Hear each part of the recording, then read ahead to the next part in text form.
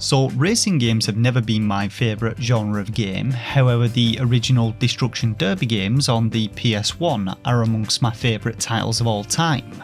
The simple joy of hurtling headlong into a group of speeding cars and watching them crumble like Ryvita never gets old.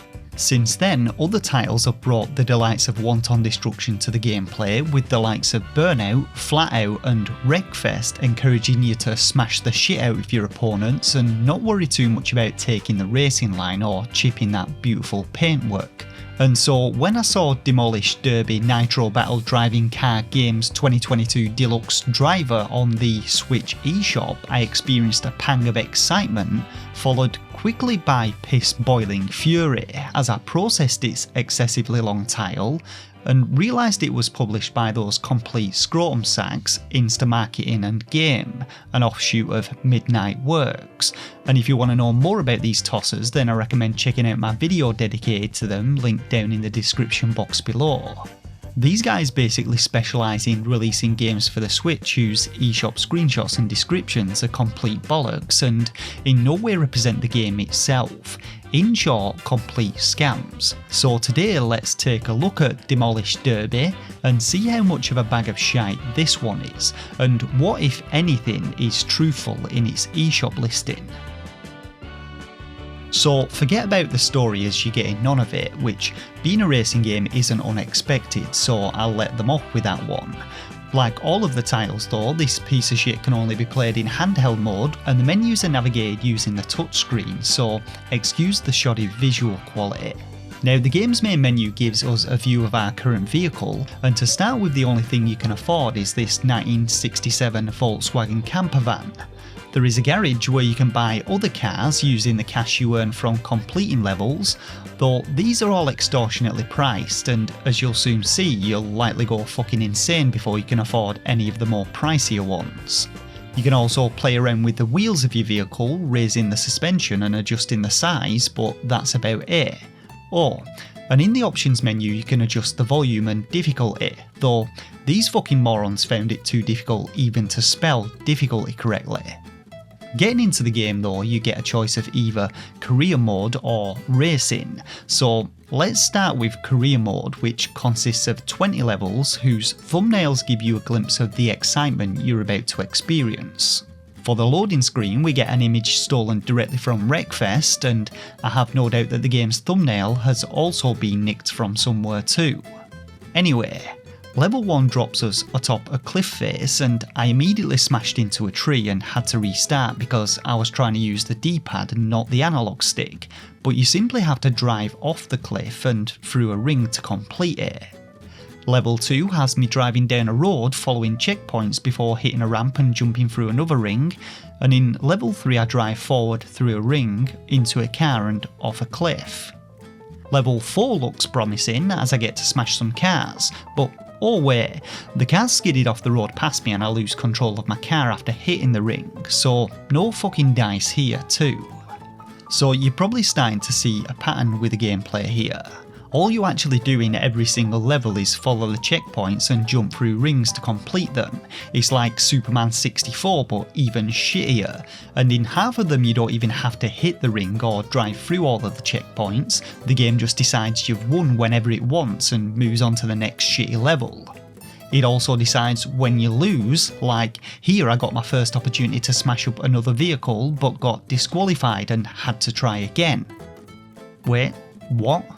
You lose. You lose. How can you fuck up spelling a simple 4-letter word?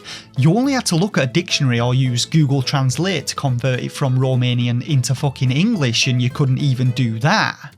Well, you fucking loose, you fucking fucks. Anyway, back to the gameplay. In the latter levels things get a little more tricky and stages get longer with you having to drive through more checkpoints, but there are still plenty of levels where you simply play lemming and plummet off a cliff face. Then I get to this one level which requires me to drive up some steep hills and my piece of shit VW doesn't even have enough power to get up them, and even when I do I run out of time. So it's back to the main menu to find a vehicle which might be able to handle them. Maybe this off-road Land Rover can do the trick with its plastic wheels. The game's physics are all over the place. You hit a tiny bump or rock and your car goes apeshit, and even some of the tiny shrubs have collision boxes, which if you hit you're fucked because there doesn't seem to be a reverse button, so you just have to start the stage over again. How do you fucking reverse, you prick?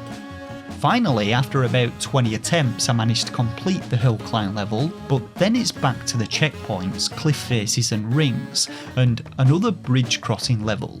Riveting stuff without a single vehicle in sight to smash up. So what's with the screenshots then?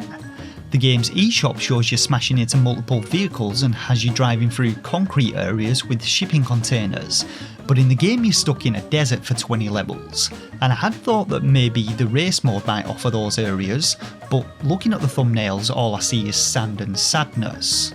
The race mode is basically the same as career mode, but instead of you jumping through rings you're just following checkpoints to a finish line, all the while struggling with terrible controls and the lack of a brake button to slow you down, meaning that any tight corners and you're basically screwed.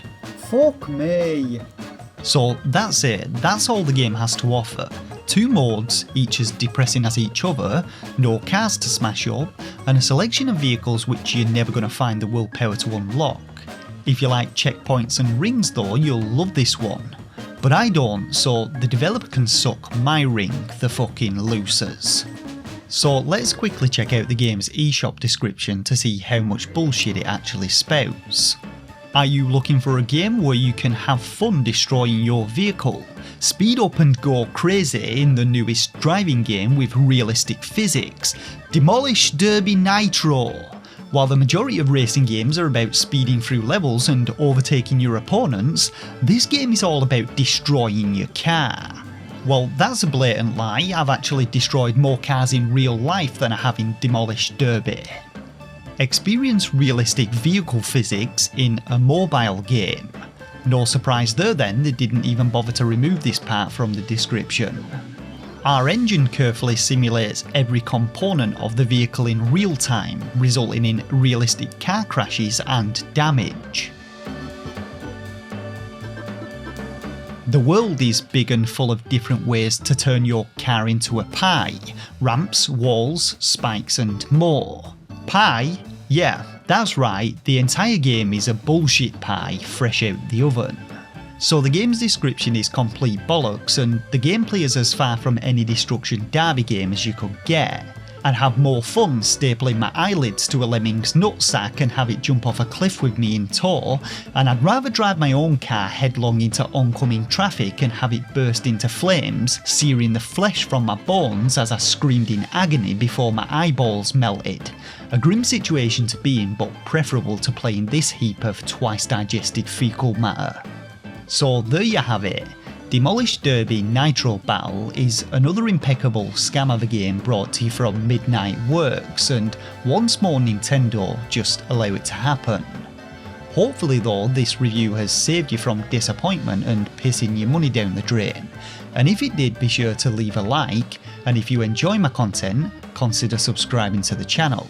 For now though, I want to thank you all once again for watching, and until next time, take care of yourselves, and game on.